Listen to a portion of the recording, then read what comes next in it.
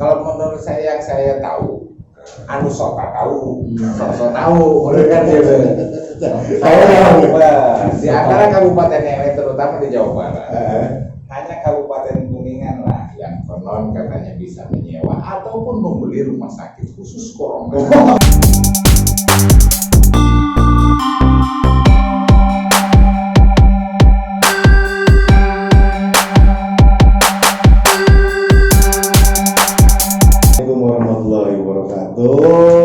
Pak Edi, gimana kabarnya, sehat Pak Edi? Baik, sehat. Alhamdulillah kita sehat, Pak. Alhamdulillah kalau kita sehat semua, Pak. Hari ini tepatnya udah berapa lama nih kita? Adalah mungkin kurang lebih tidak terlalu mendekati 70 tahunan. PSBB bro. Ini kan baru tadi tanggal 6 Mei. Mei sampai 9 Mei kita bro 14 harian lah. Baru 14 hari. Enggak, terus kita ini sudah di karantina wilayah parsial juga sudah dari tanggal 5 April.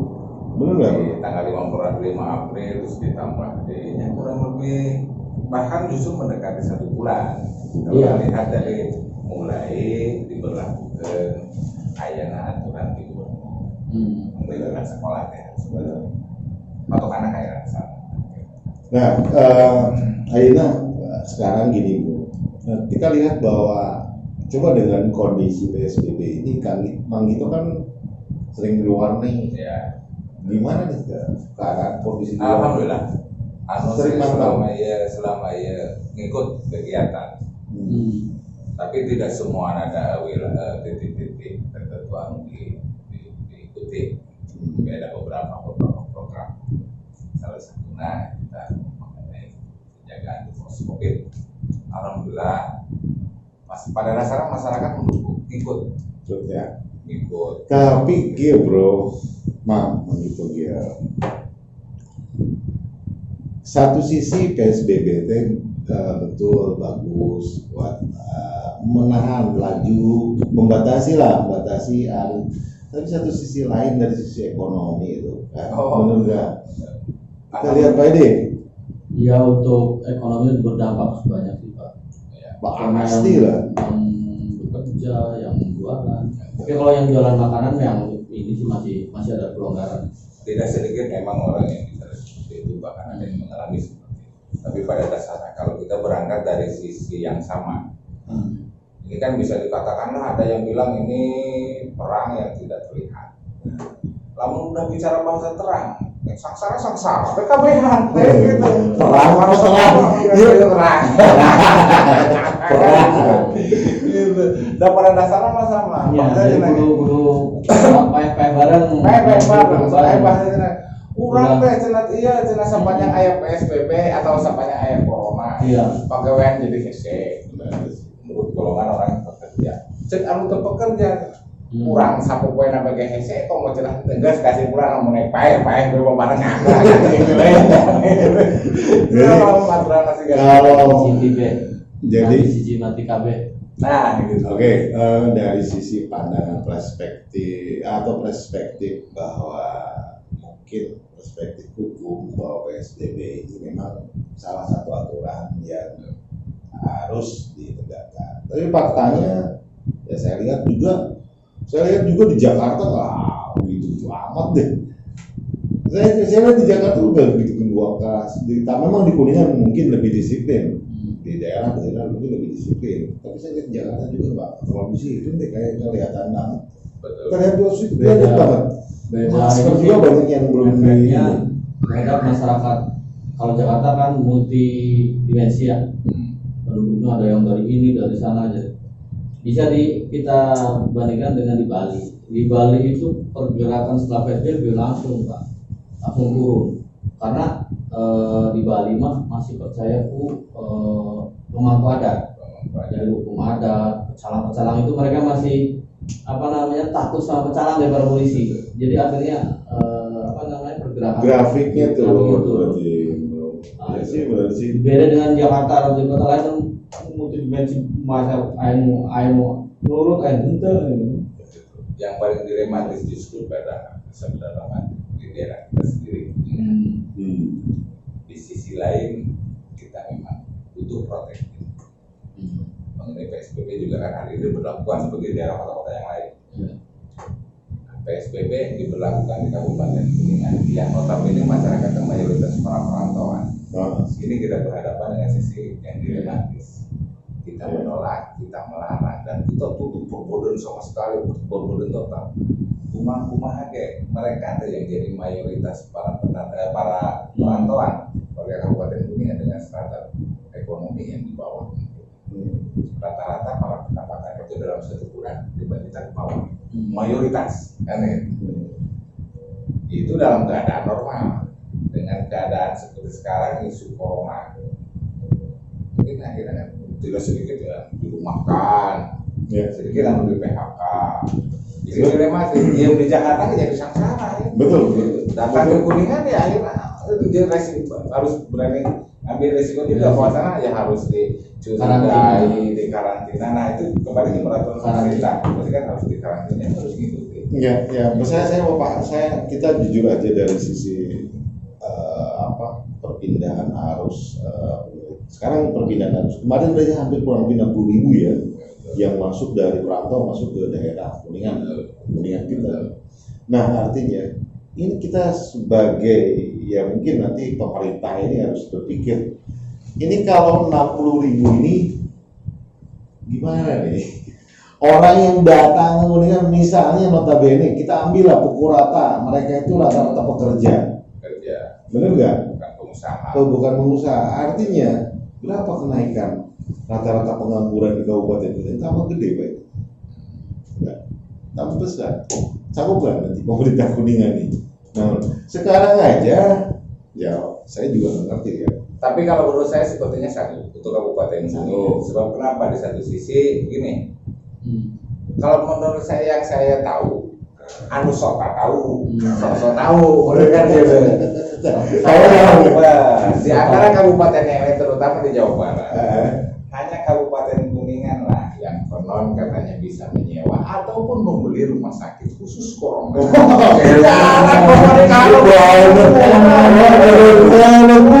Harapan pengangguran cuma sekian ribu. Kabupaten Kuningan. Kuningan doang aja. Dari kesadaran kurang lebih dapat suka sama miliar nama gitu. Mudah-mudahan tinggal mudah-mudahan gitu. Mudah-mudahan lah kamu lusut baik. Gitu. Dari anak itu bisa. Grafiknya menurun Jadi Kuningan paling hebat ya bro. Paling hebat bisa bikin rumah sakit khusus corona. Padahal di satu sisi untuk skala nasional saja Indonesia baru, bahkan bukan baru, di saat itu sedang memproses pembuatan rumah sakit di Batam. Itu baru mulai, Kabupaten Kuningan sudah punya. Kabupaten Aing. Tapi by the way Mas gitu kan imbasnya bro. Koma dari PSBB pembiasan CF. Ini banyak pendidikan sambutut bias-bias risiko ya masih mending lah kemarin nggak rendusan rumah tangga saya tinggal surat dengan buat berpulang muntah itu memang ada rendusan yang tinggal nunggu aja ini Kang Gito ini lagi nunggu bro. Ini lagi nunggu 2 orang tulisannya loh. Belum muntah. Jadi sebenarnya kalau semua daripada dampak COVID ini terus luar biasa banget. Tapi saya pikir ini banyak hikmahnya. Saya pikir banyak hikmahnya, banyak juga yang mungkin ada beberapa hal yang mungkin harus kita prepare nanti ke depannya. Terutama hikmah itu benar luar biasa. Kita dulu berpikir, nggak pernah berpikir bahwa ketika kita punya planning A, planning B, bahkan planning C, ada data planning day ya, ini yang sesuatu yang memang di luar dugaan kita. Dan bagi saya sendiri secara pribadi, terbesar dari corona itu justru bukan berangkat dari ekonomi, dari sisi-sisi lain, tapi lebih sisinya juga sisi agama. Akhirnya mengenai agama ini, jadi ada istilah kata itu minimal didikan diri, akhirnya kebuka. Kembali ke hal yang seperti ini. Bila mana nyawa sudah sampai di tuntung tikorong, ya, tobat ke daya artinya, akhirnya geus aya muncul. Selama ia udah beberapa minggu berjalan, Jumaah dan dilarang. Ibadah-ibadah lainnya, meskipun terlepas dari itu pasar masih kena berjalan. Terus silaturahmi terbatas. Cuma kayak pengemis. Akhirnya cara dicing hikmah paling terbesar selain berkumpul dengan keluarga, dengan anak-anak, istri, suami, bagi yang punya suami, dan istri yang bagi punya istri. Kalau saya mungkin yang punya anak lah, tetangga bisa saya masih bisa. Hikmah terbesarnya gitu bahwa sana inilah kiamat kecil. Cek saya makan minimal yang diri saya bahwa sana akhirnya mah kembali dari orang kudu kamu puasa, kudu kamu punya hak. Masih diberes sakit bagi mungkin jalan kan gitu. Terus eta mesti nyawa tina tungtung ti korbe ke seuhartina ayeuna masih diberi kesempatan. Di satu saat ayeuna nu jaro mahantara kan gitu, tapi ayeuna masjid ditutup geuning protes kan gitu. Padahal itu teh ada hikmah terbaik nanti memang sih supaya tidak terjadi fitnahan ke depan. Lamun terjadi jemaah di mana-mana kan masih dibebaskan, terjadilah penyebaran eta akhirnya tuh di seperti lagi di masjid di musola kita akibat itu german di negara kita di mayoritas negara orang atau penduduk beragama muslim mayoritas kan. Jelas jadi sorotan bisa. Hal terkecil kayak kemarin di Bandung terjadi di gereja kan sampai sekarang kan ayo jadi pembahasaan kan gitu. Padahal kan tidak semua warga agama tersebut terkena itu kan gitu. Cuma kan pembahasan kabayang lamun di Islam lamun tetap diberlakukan seperti itu fitnahan wae. Jadi kalau kita lihat betul semuanya ya, ini lepas dari agama, lepas dari suku, lepas daripada apa namanya itu ras dan lain sebagainya. Benar-benar ini corona ini sebenarnya bisa mempersatukan, bisa memecah belah. Iya, betul.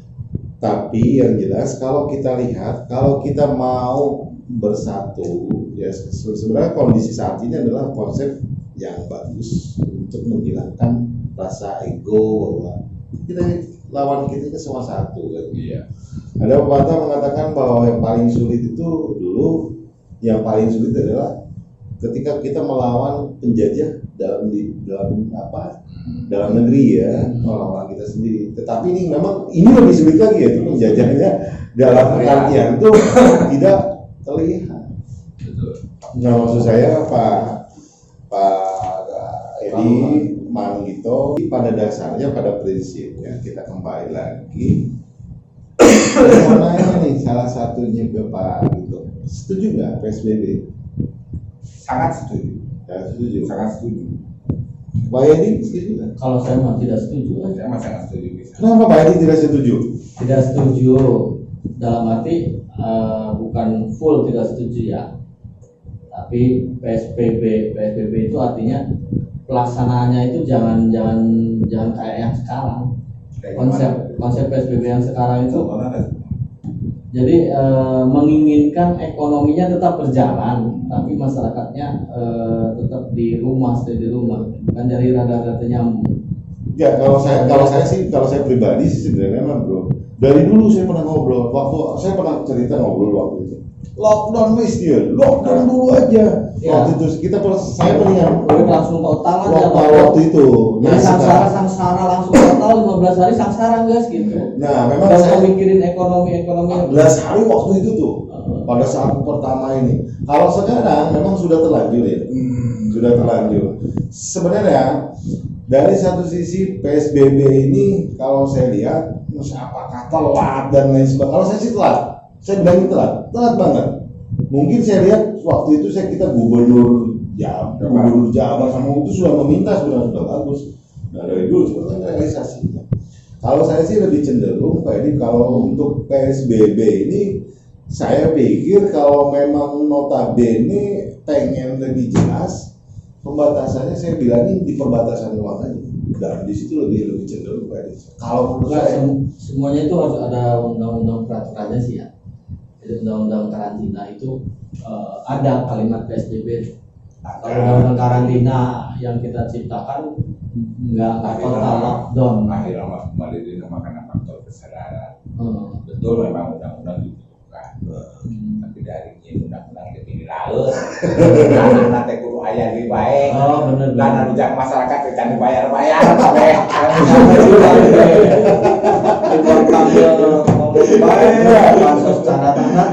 iya maksud saya juga bingung itu, kenapa kok banyak video-video yang sudah siap, kalau ada menerima bantuan siap akan mengirimkan video itu ya ucapan terima kasih, itu cuma latihan doang ternyata ya bro. jadi kumahanya yang disebutkan ningali asa kumah-kumah para pemangku jabatan beliau lebih paham jadi mengumpulkan data Pak. KTP ya semua juga dikumpulin datanya bro, cuma hanya ini yang anehnya yang saya main dulu sampai nu doba pakai kendaraan mah ya baru lucu saya ngapilin gitu tapi ya ayah zaman geus pae 4 tahun yang saya anehnya itu data pas pemilu pendataan itu sangat tepat sekali, tapi pada saat bansos tidak ada tepat bro. Jadi tapi kan gini, ada beberapa PRT atau kriteria bantuan dari pihak pemerintahan, baik pihak pemerintah daerah maupun pusat. Seperti yang mau lagi. Tapi mayoritasnya kan melalui dinsos. Jadi Anda berpikir, yuk bantuan sekian miliaran bahkan mencapai triliunan sekali. Ini atau LFU KPU, jadi gitunya tim pendataan nanti KPU jumlah dananya sakit itu berarti hanya dibutuhkan sekian bulan cepat cek atau ngikuti pola kawas gitu kawas KPU bukan berarti bahwasana ini dinsos lebih kinerjanya lebih rendah bukan, tapi setidaknya atau belajar lah di KPU gitu dalam waktu sekian bulan begitu cepatnya sampai data pendataan kan dapat guna kan gitu. Terlepas dengan kengkeh dapat pencoblosan mesan menakut ada sama kan tempat ini nama di Indonesia itu cara baru nggak ada yang nggak ada kepala desa jadi bingung Pak pasti iya dampak kan menang sakit kalau mau dibagikan banyak dilematis. Makanya ini banyak sekali yang menolak kayak Kabupaten Sukabumi yang menolak, ada beberapa lah kabupaten yang saya lihat juga banyak menolak. Merokok juga banyak. Makanya kan kalau saya lihat itu jadi sekarang itu tensi orang itu ya balik lagi tensi orang itu. Jujur aja kita lihat tensi itu orang tuh naik, bro. Gitu. Tapi hari ini begini, kembali lagi ke masalah bantuan dan pendanaan. Tadi kan salut. Sempat juga saya membaca salah satu di daerah tertentu ada yang solusi gitu. Ada yang ditandai si rumahnya. Ya benar. Miskin. Atau penerima ini keluarga miskin penerima dana bantuan. Saya lebih cenderung begitu. Lebih cenderung kembali karena HAM. Kalau gini, kalau melihat konseptual PSBB yang menurut saya itu hanya menurut saya itu hanya separuh lah. Karena memang di situ jadi tarik ulur ya. Lebih bagus begitu karena orang itu akan lebih cenderung berpikir. Kan selain mikir, katakanlah selain membaca ini, ulah gitu genting karena ngaera. Lamun ngaera kan ulah jadi orang miskin. Kan gitu. Enggak, maksudnya orang miskin akhirnya susah. Susah kenyataan lariman zaman lalu sih mana. Betul. Kalau satu sisi itu betul. Itulah kan betul. Tapi itu dari sembako ya. Ada lagi yang dari PLN tuh Pak. PLN itu kadang-kadang yang kemarin dapat potongan 50%, ada yuk pejabat dapat potongan 100%, 75.000 tagihan, 75.000. Ada Pak? Ada. Di daerah mana? Di Bojong. Waduh. Bojong Kuningan. Iya. Lain Bojong Merah kan. Artinya bukan pejabat pemerintah, pejabat RT. Saya pikir di belajar itu. Ya, memang salah satunya ya. Luar biasa. Ya, itu kan mungkin Berarti kreatif. Kreatif. Yang PNS sekarang dituntut tuh kreatif katanya. Nggak ngerti kreatifnya dari sisi apa tuh saya. Apa kreatif itu, makna kreatif itu luas banget gitu kan. Gitu jadi luas banget karena penuntutan kreasi. Ya benar, balik lagi ke kreasi ya. Saya bilangin kalau bicara tentang masalah kreasi ya. Saya bilangin sebenarnya kreasi ini kan ya ini jujur aja. Udah tahu nggak artinya ini bogum ini apa? Belum tahu. Oh. Mana itu saya nunggu. Ada dua, obrolan agem, obrolan gembira, gembira ria. Jadi berarti bukan hukum itu main terus sebenarnya dengan tangan jangan usulan tidak usung. Ini cuma hanya sebatas nanti karena saya terlintas dengan bikin podcast ini kemarin dengan tim ini kita bikin acara apa nih podcast aja. Cuma namanya kan bogem. Ya udahlah, biar sesuatu yang obrolan dengan agam. Tahu nggak agam ini kan asal kumpul. Asli belum ada yang balik asal kumpul. Terus ini juga bilang kan, Pak Edi bilang lah dunia gembira aja, obrolan gembira aja, lucu-lucu yang santai aja, sersan aja kita. Pada prinsipnya kita disclaimer aja, misalnya saya katakan ini adalah salah satu ya hak kita untuk bersuara, ngobrol dengan sebagai masyarakat ya. Walaupun sebenarnya ini ada satu sesi acara kita ada 2 sesi ngobrol santai plus dengan kita ini punya kartu nih. Ini di sini tuh ini ada kartu ya. Ini kartu ini adalah kartu sakti motivasi. Nah, nanti kita bahas aja bareng bro. Ya menurut Mang Vito gimana, menurut Mang Edi gimana nih?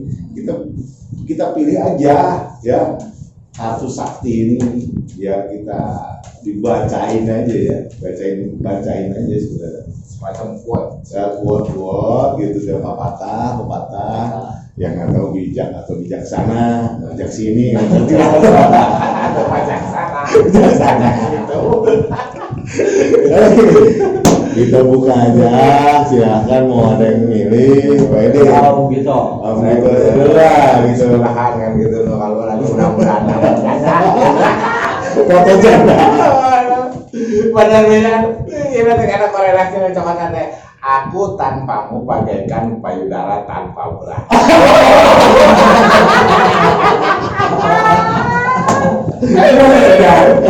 Apa enak? Berlomba kambing modal gandul orang karu-karuan. Dipikir-pikir masa sarua bae kurang ada. Masih bisa. Ya kalau biasa kalau setia nggak gitu. Lompatkan dia. Lompatkan dia akhirnya kayak lompatnya dua benar nih. Nek kodok ada nih. Udah gandul itu kanan kiri. Udah gandul. Bener asa indah bisa bener kalau nyepat hidup. Sapanya bulan puasa asup air. Dipikir-pikir kan dia. Cicing di satu tempat. Nah, hari budak ulin di daerah B, wingna ulin di daerah C, unggal poin gitu jadi. Kalau sekali berarti imam nggak bisa asup lagi sebenarnya. Hari buka di daerah B di masjid B, tadi wilayahnya B. Hari sahur orang di si C. Akhirnya mau keluar di rumah teh sebelum buka puasa. Betul orang mesti daripada balik deh kan dia jangan karena so jenazah. Baru sekalian ngajemput budak akhirnya kayu be. Dari kamu. Main darah tanpa belah ini tanpa proteksi. Ya. Saya baca apa? Aku tanpamu bagaikan payudara tanpa belah.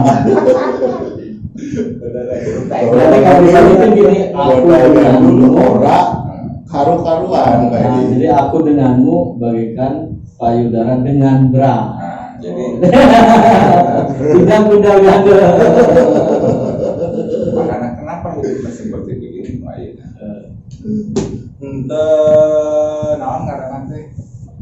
Ente menyesali Teu nyalahkeun sasaha, cuma ambil eksplorasi. Bener, semua ayeuna corona, PSBB, Ya. beas. Nah kan karena punya Pak Aya Unggul, sok ngararasulah. Kemudian lupa masalah lagi pemajikan, sok pararasea. Kalah sagugeun untuk boga pemajikan. Untuk boga pasangan. Jadi kan itu disiplin hirup teh, tak kemarin teh. Ya aduh kan itu bagaikan payudara tanpa perah, akhirnya bisa dicopot gitu.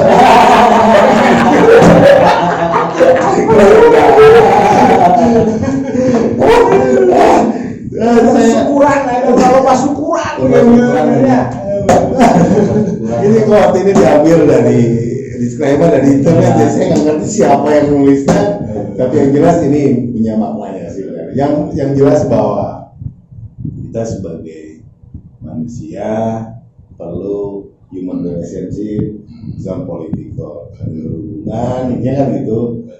Jadi intinya obrolan hari ini kita sangat senang sekali sih ketemu dengan Gito. Jadi senang dengan Pak Edi, terima kasih nih Pak Gito. Pak Edi, Sama-sama. mudah-mudahan kita tetap ya ngobrol lain ya, mungkin besok kita tetap ada makna-makna bicara lain tentang yang lain, hal-hal yang lain. Oke, terima kasih. Mudah-mudahan ini bisa bermanfaat. Saya tutup aja.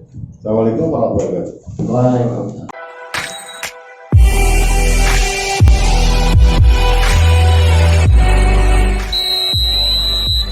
Open your mind.